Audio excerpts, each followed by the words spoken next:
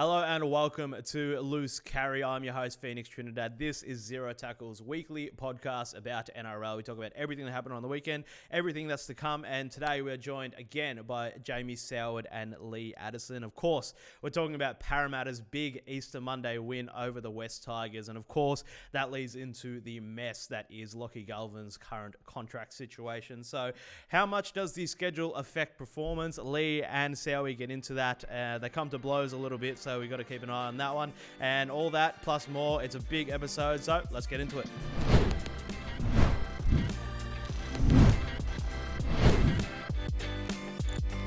And joining us as always on the Loose Carry, Darren Parkin. How are you, mate? How's your Easter? Yeah, not too bad. It was a fascinating weekend. Who wants to be a contender, I guess? You look at the slip-ups for the Storm and the Broncos and Manly slipping, and obviously the Bulldogs still going strong. But, everybody looking for a bit of consistency, I think. Absolutely. And making his return from last week, Sowie, how are you, buddy? Yeah, I'm good, thanks, boys. Another exciting round of NRL.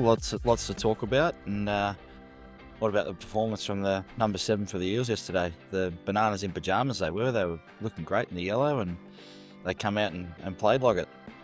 Absolutely. We'll get into that shortly, but we have to also introduce Lee Addison, former NRL league coach. How are you, buddy?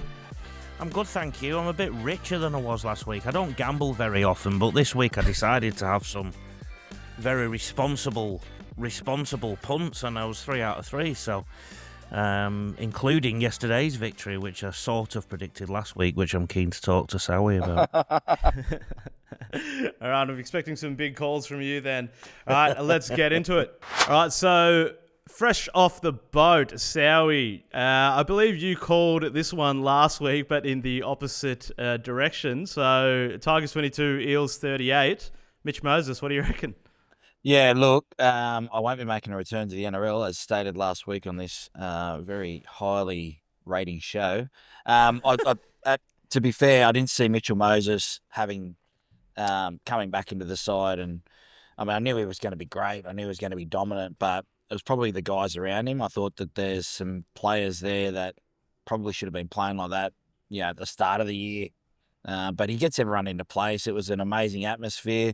I think it says more about where the Tigers are at the moment. We all thought they're going pretty well this year, and they've improved. But they've only got 3 wins, 4 losses in a tight competition, and you can't help but think that yesterday was around the senior players. And to be fair, I thought it was a good game, but it was just that 10 minutes, that really hurt the Tigers.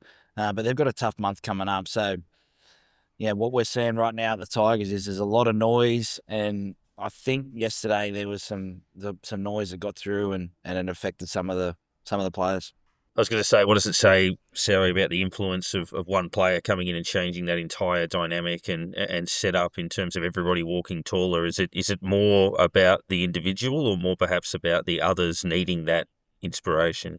Well, for instance, and I'm not into bagging players and going about that. I want to make that clear. But I look at a guy like Dylan Brown yesterday, who probably had his best game. And if you're a Knights fan, then that to me is probably a little bit alarming that he had to wait for Mitch Moses to come back in.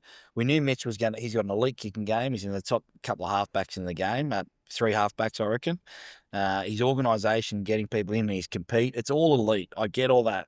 But they just looked completely different yesterday. They looked like a side that not had been waiting for Mitch to come back, because if they were, I think that's a little bit unfair on Mitch. But he did things yesterday that not many players can do. He was so infectious in what he does to the group. I just worry, there's a tendency, if we're waiting for one player in that dressing room, sure, there's players when you're sitting around, and Lee will tell you when you're coaching, you've got that one player and they come in and they come back from injury and they provide that excitement. But there was 38 points yesterday for the Eels. Iongi looked like a better player. Josh Adokar looked engaged. They just had guys that worked hard for each other and looked completely engaged. You can still, the stuff that they've been missing isn't talent stuff. Mitch has put the finishing piece on all that. I just thought yesterday they moved faster, they moved with more intent, and Mitch was on top of that. The orchestrator to be able to do that. Moses was like a prophet for Parramatta yesterday. Mm. The big skill that he brought to me was the organisation, and there was a moment in the first half where he did the 40-20 just seemingly out of the blue. That's been missing from the Parramatta game. But of course, the other thing, Phoenix, is that the name Moses won't be a popular one in Tiger Town this week, because I think the other factor in this was the impact of the Lachlan Galvin thing, which I know we're going to talk about a little bit later. But again, Sowie would know about this. If you think you're on a bus with a group, if you think you're on a journey with a group and one of them decides they want to jump ship quite early, it can have an impact on morale, and I think that was clear yesterday too. Just in terms of morale, that would have an impact, but also they certainly did lack the Tigers his X factor. Well, I'm going to just skip ahead on the rundown. We may as well talk about it now. So the Lachlan Galvin situation, Sowie, is pretty much a mess. So where do we go from here? Will he get back into the first grade, or should the Tigers just release him now? Yeah, it's a complex situation that's always evolving. We're hearing legal stuff has happened now from Isaac Moses and Lachie Galvin's team. I think the one thing we're forgetting is that he's a 19-year-old kid, and he's made a big decision on his future. You've got to respect that. You might not agree with it, but you do have to respect it. They didn't play well yesterday. The West Magpies, I think they got beat 22-10. So, it's always tough going back to reserve grade, but the amount of pressure that he would have been under to go down there and play, I don't know where they go. I think there's a world where you could see him back playing because he helps your side, but there's also a world where it's untenable.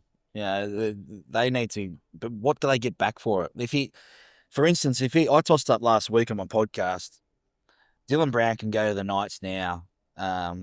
West Tigers can pick a player from the Knights, and then Lachie Galvin can go to Parramatta. But if you're the Tigers, you need a back rower. You could get Dylan Lucas, you could get KPP.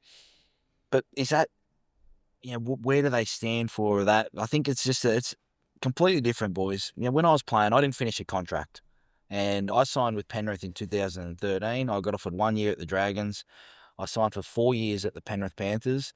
The club didn't want me there. They put me back to part-time, and I ended up going over to the Super League and playing. Now, for me, that was the best thing, to get away from it all. But the club plays some fault in it as well. We can't just think that it's all the manager and the player and stuff like that.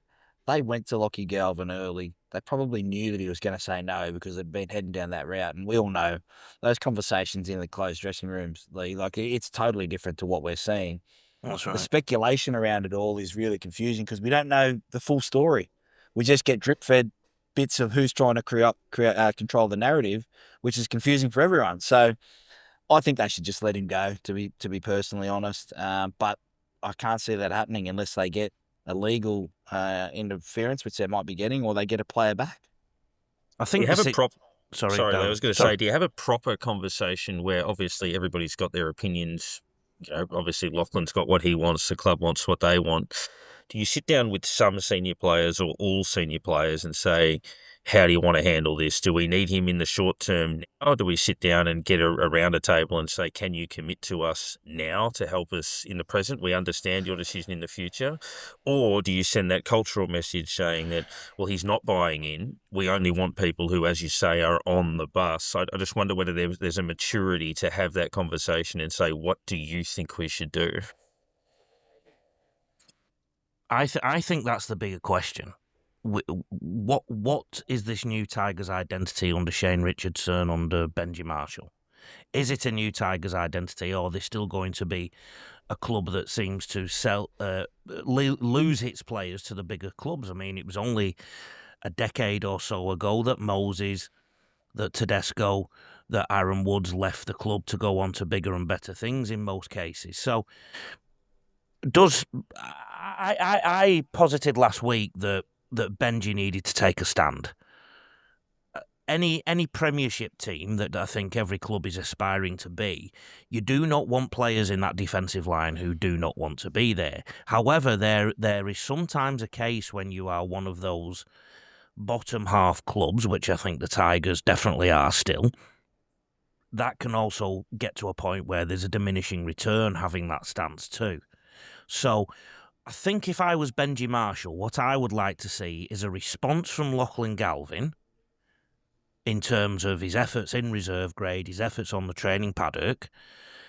I don't think the legal move is conducive to that in terms of the bullying and whatnot. I think we are getting very, very close to untenable now.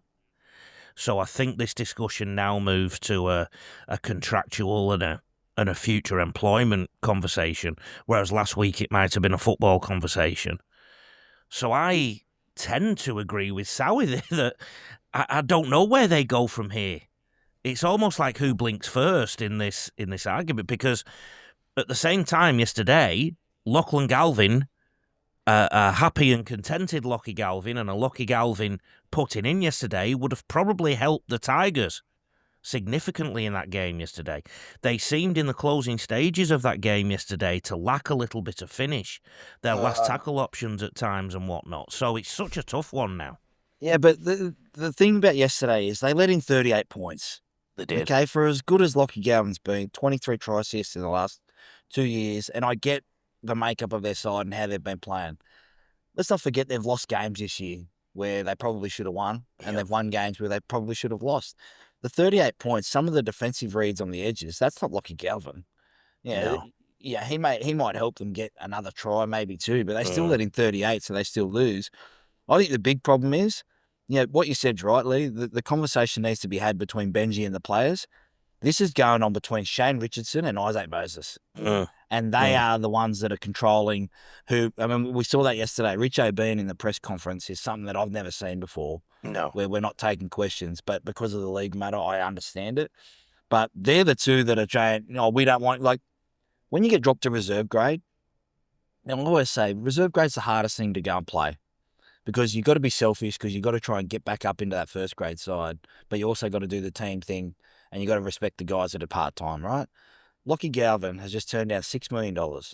There is no amount of effort or anything yesterday or on the weekend that could have happened for him that would have made everyone go, he should be back in first grade, because it's just not going to happen.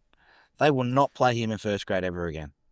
I probably wouldn't. But the other thing that I think's been unfair in the media is there was an assumption straight away that this was for money, this decision. But like you said, he's just turned down an awful lot of lucre to stay at the Tigers. So, and the official reasoning given, if you agree with what you read and hear, is that he thinks his development would be better somewhere else. Nothing about money. So I think no one's ever going to say they're leaving for money. Our Australian culture would crucify if he came out, even though everyone behind the scenes knows that he's going to get a monster deal, right? You never say I'm leaving for money. It's just not the way the Australian culture is. You would never ever live that down.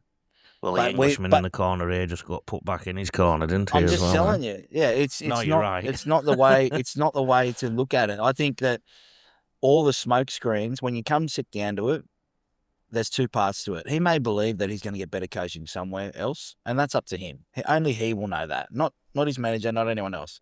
The other part is Dylan Brown, who we would say right now, Lockie Galvin's on a trajectory that says he's going to be a representative player. Dylan Brown's got $13 million. Lockie Galvin hasn't even scratched the surface yet and got off at 6. The market's gone crazy. Are you sure you don't want that comeback, Sally? No, the market has they gone don't touch crazy. the kickers now. I can play till I'm 50. Well, you're only about as old as the Broncos halfbacks at the moment, aren't you? So roughly the same age. Oh, and they're struggling at the moment, so I don't think I'd be any good.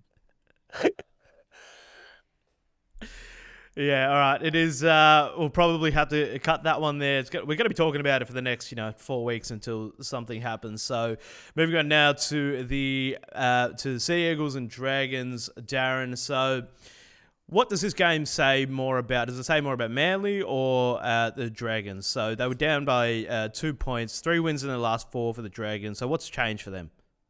Yeah, well, they probably should have lost by more in many respects. Early in the game, they were getting belted and they just hadn't put it on the board, the Dragons. Manly then rallied a little bit and squandered a few opportunities. It was an unusual contest in terms of the fact that it was error-riddled, few injuries, few controversial decisions as well. I thought, but the Dragons' lead probably should have been double what it was at half-time.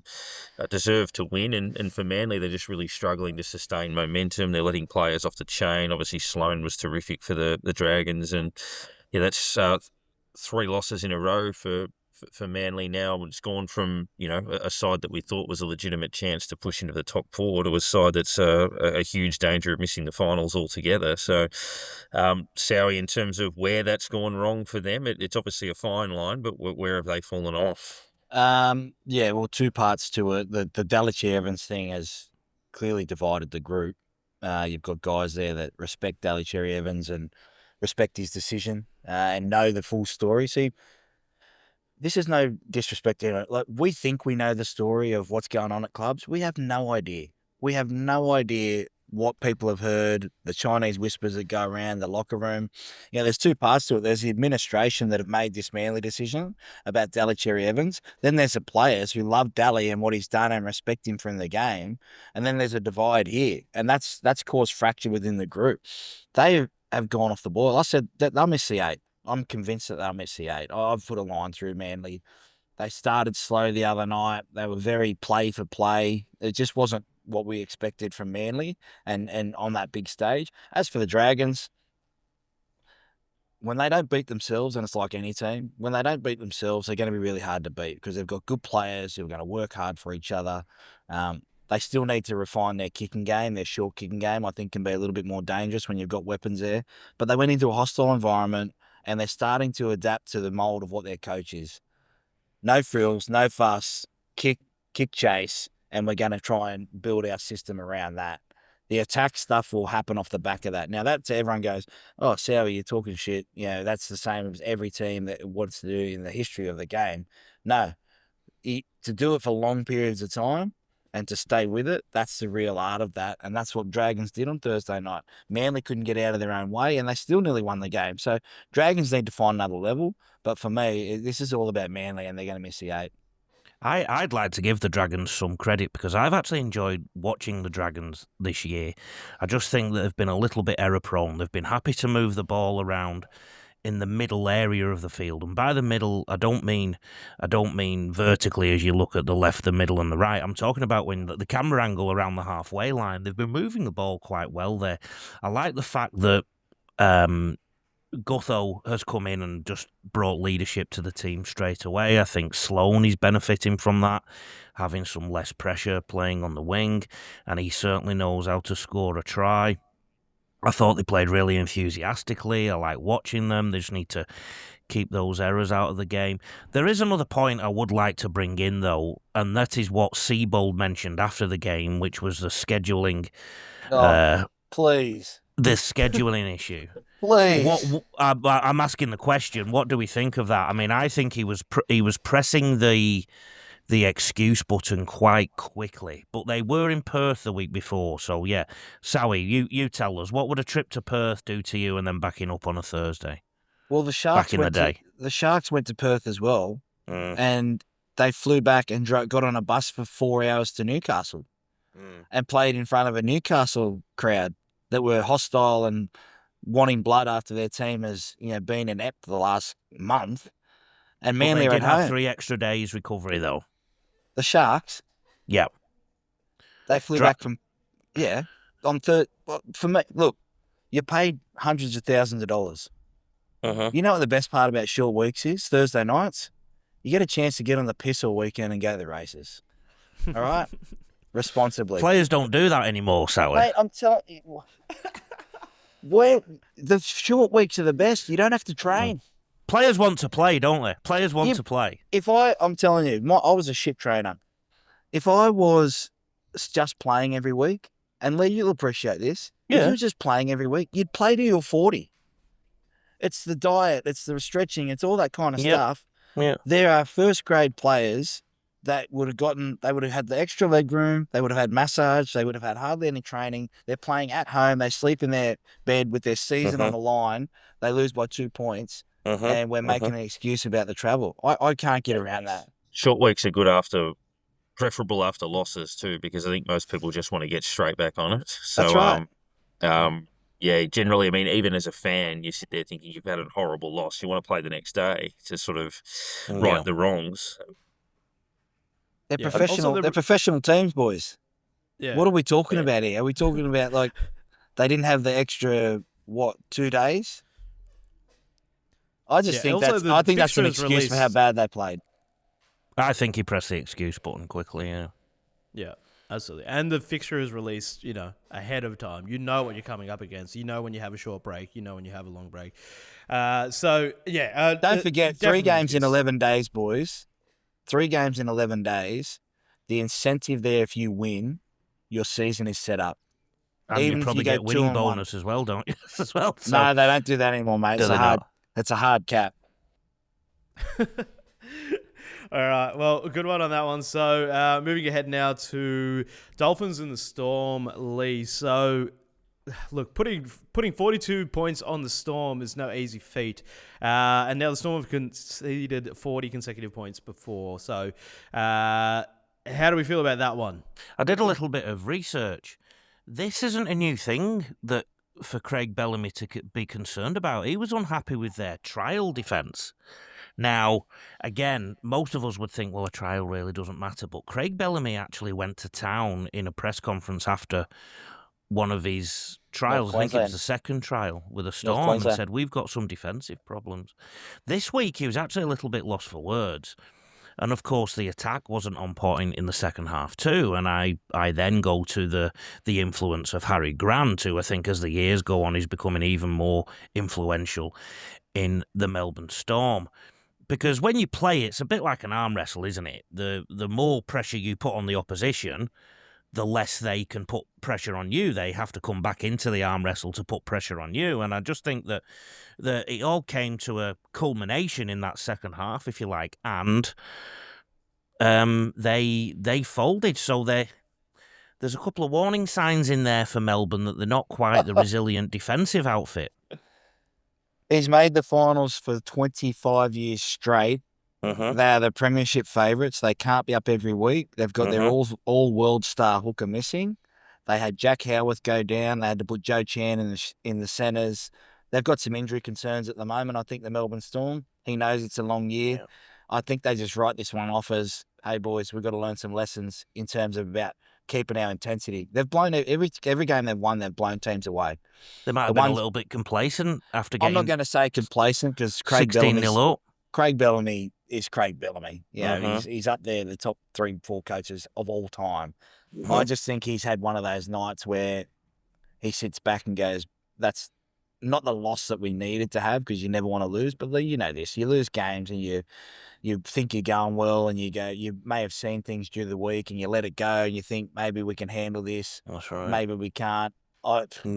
Melbourne have got that much credit in the bank. This is a flash in the pan. They play Souths this week, Anzac Day, down in Melbourne. They'll be fine. Yep, absolutely. It's and this is sort of the point in the season where you want to come up against some adversity and learn those lessons. So, speaking of, Sowie, I'll stick with you. The Warriors Broncos. Now, that was a pretty eventful golden point. What did you make of Walsh's botched kick and then Metcalf sinking it from halfway? There's a pretty good ending to that game. Yeah.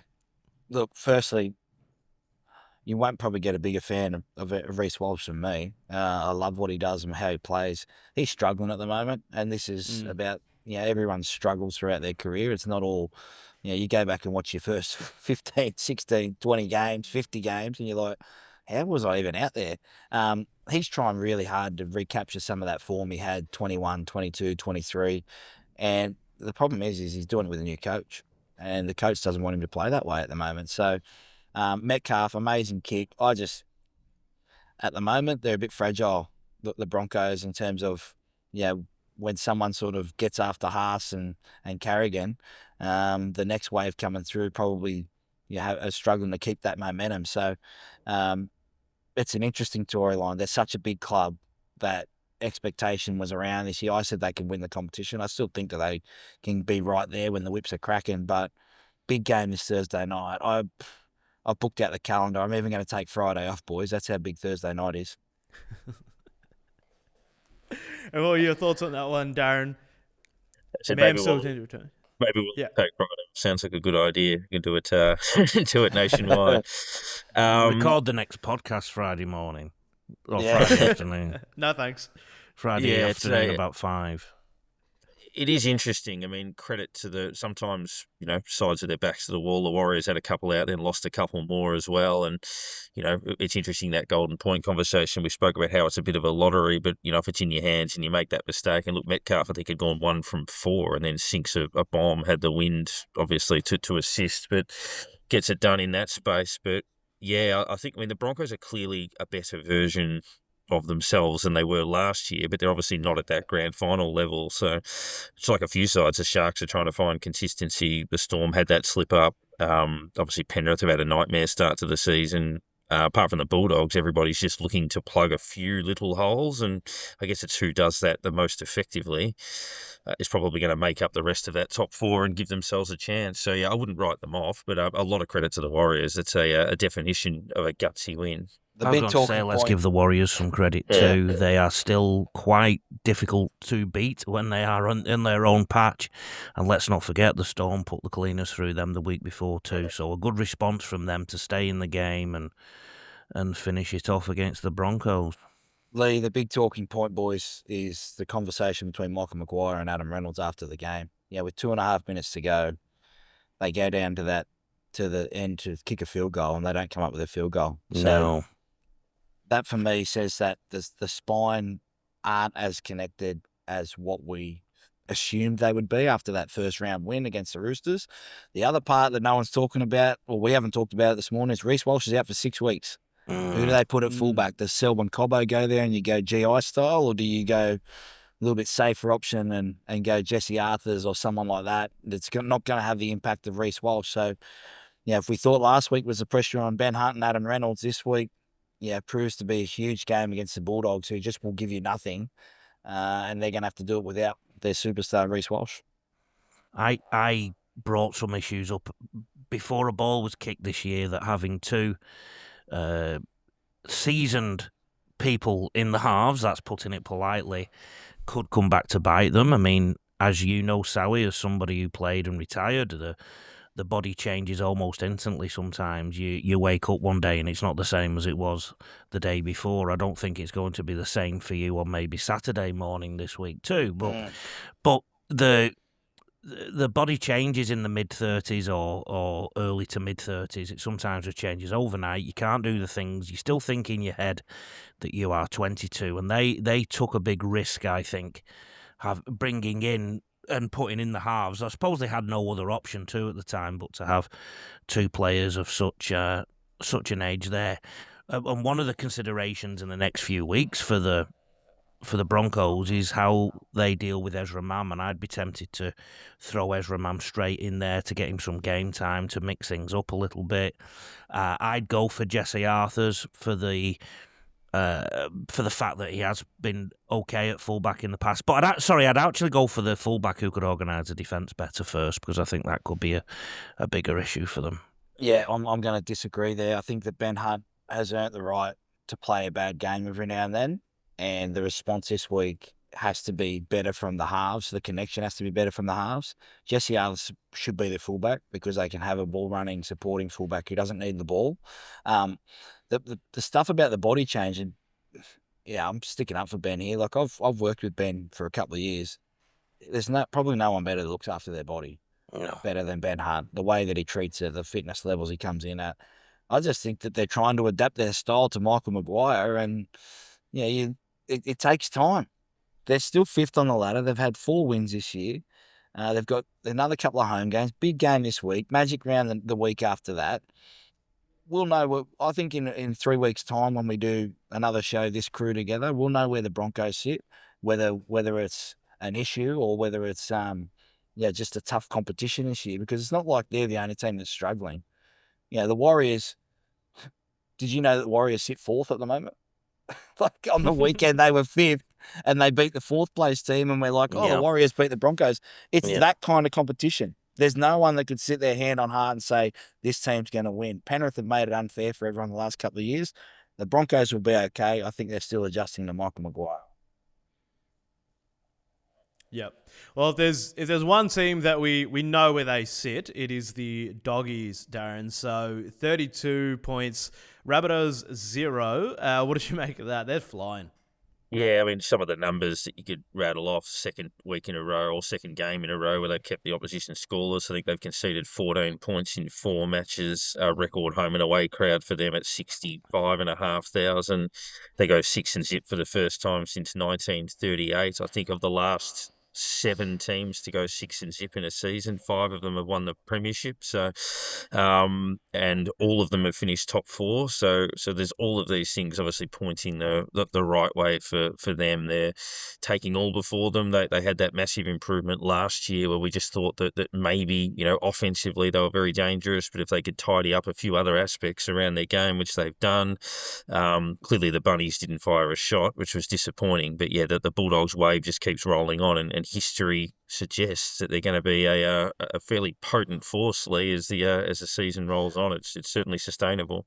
At the risk of incurring the wrath of Jamie Soward, Esquire, I'm going to bring up the point that the Bulldogs have not had to leave Sydney yet this year.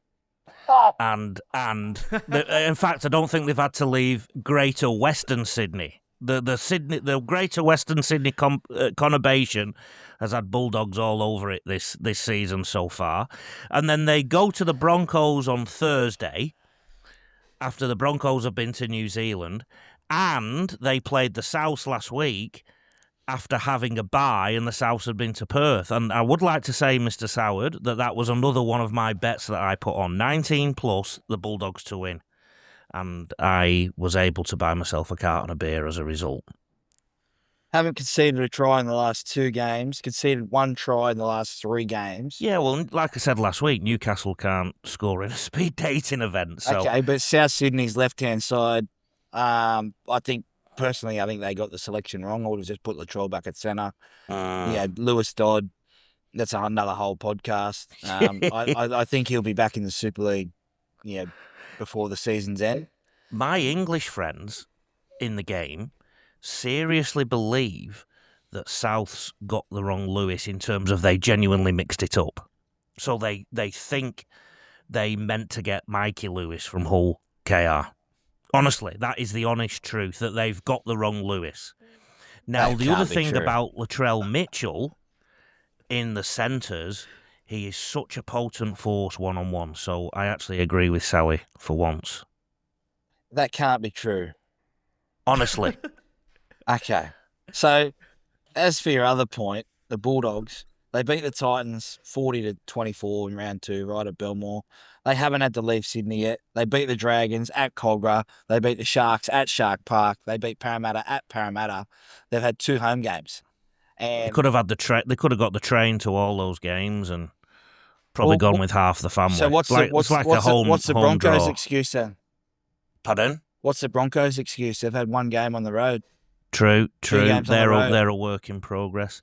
I would also like to give some praise to Canberra. I think Canberra are really performing well considering their journeys too. They've been up and down the country. Hey, I've been told to hate the Bulldogs my whole life because I was playing at the Dragons. I'm on the Bulldogs bandwagon this year. Don't try and disrespect our fan base. All right? Okay? 6 and Are you one of those who parties in the streets? Mate, the DJ with the trolley, I said I'll have to get down there. But look, the thing with the Bulldogs is we spoke about not beating yourself, executing a game plan. They're doing that at the moment. Yes, the Raiders are doing that as well, but there's a level to this. The Dogs, they've been building to it. Their defence is uncompromising.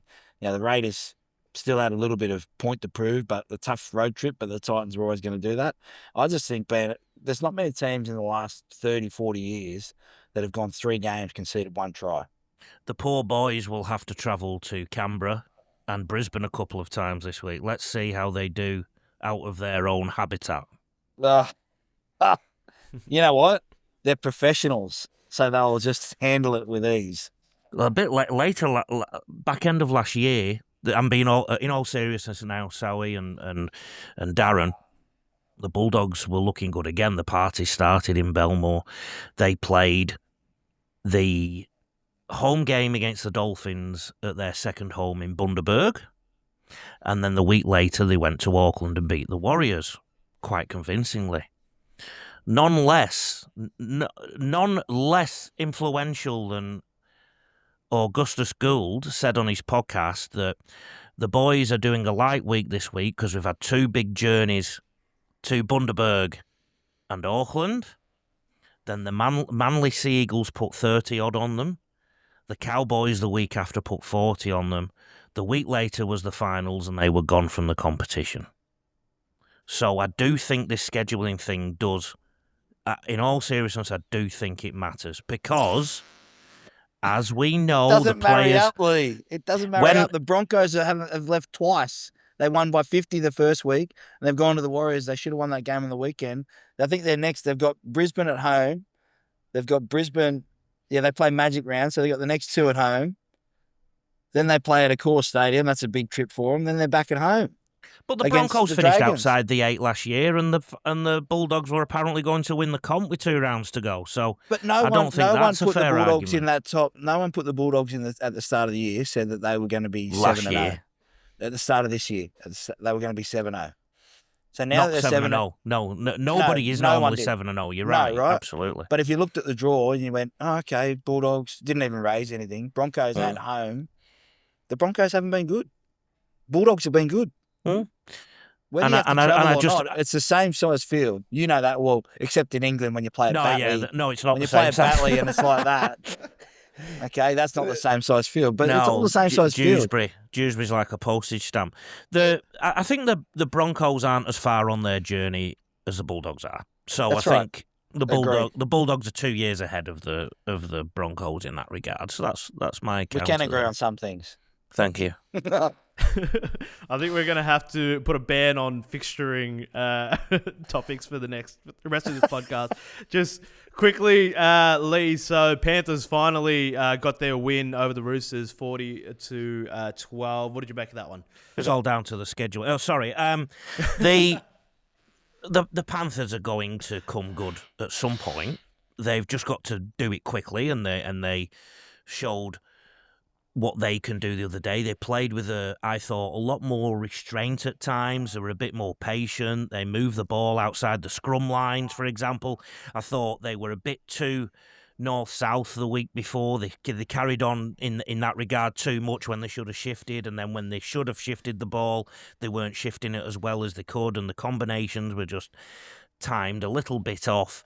I thought last week it clicked a little bit. It also speaks to the Roosters, how they struggle to back up one week after the other at the moment because of their lack of experience in the squad, the experience that's left the club.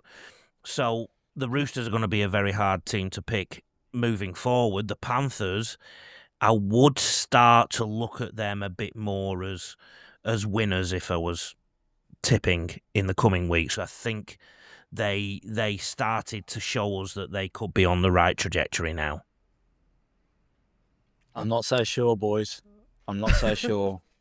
I think that they will be okay. This next 6 weeks in and around Origin is going to be, they need to win the next 2 games, and then I can start to believe. The thing, Lee, you made some great points, but their defence was better.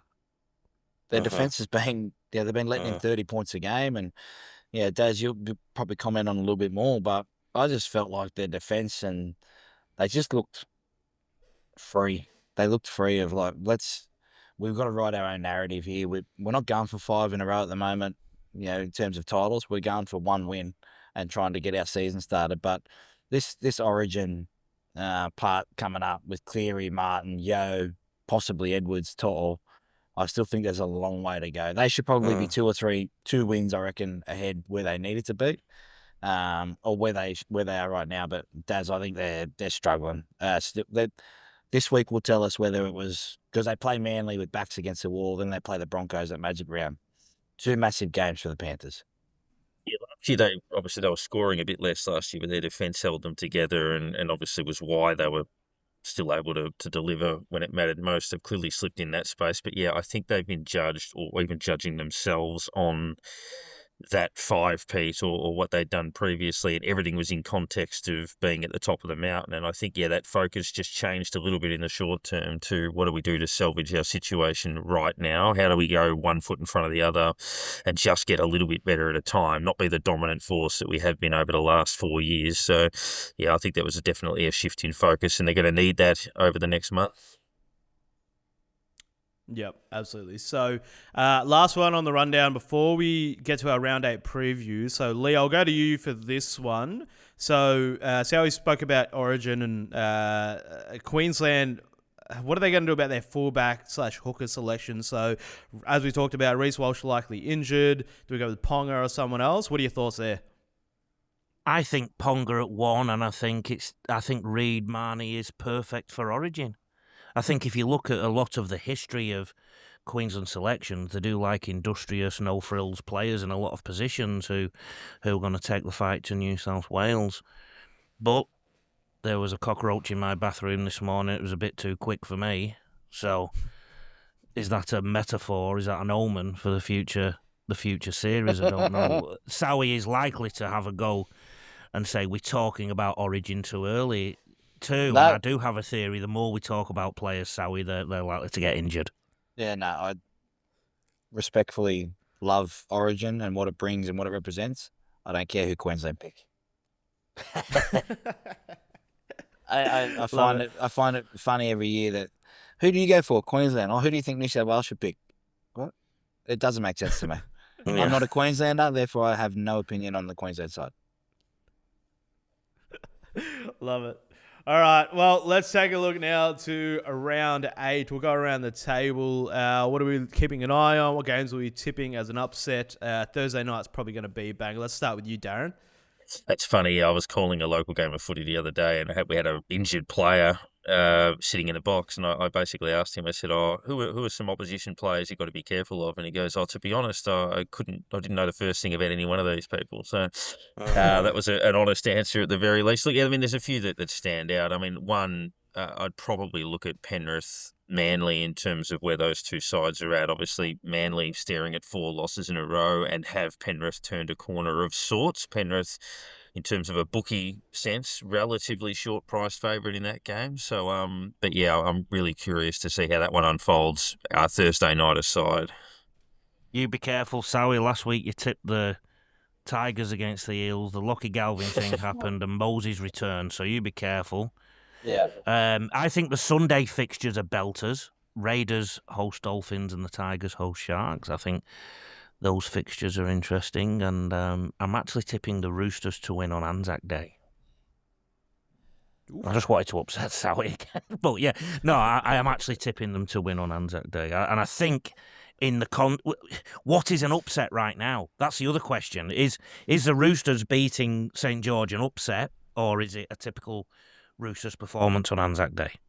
Favourites for the bookies, the Roosters at the moment. Okay. Only just.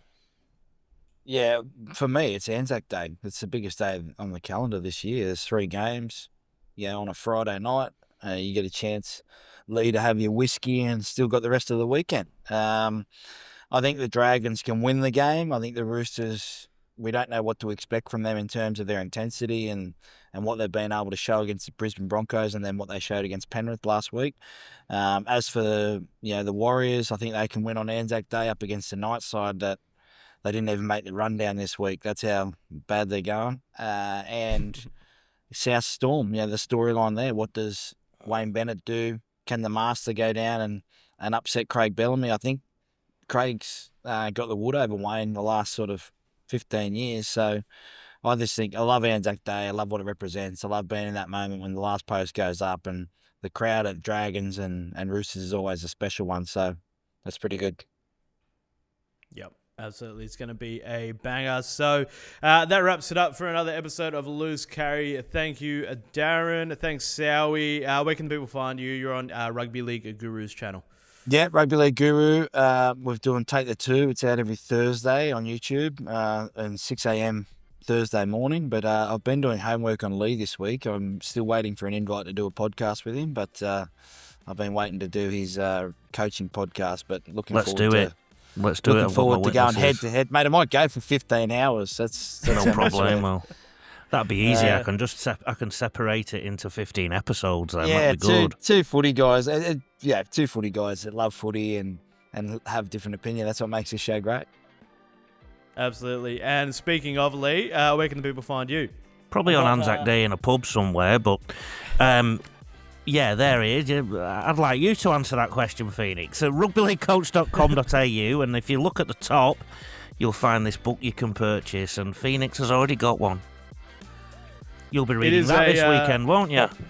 Oh, absolutely. It's that's been the goal of this podcast, is get me so up to date with the rugby league that I can start coaching. That's right. Thank you, fellas. We'll get you guys we'll get all the links in the description, so you can find Sowie and Lee's work in the description of the YouTube channel. Subscribe to the YouTube channel if you can. Listen to wherever you find your podcasts, and we'll catch you next week.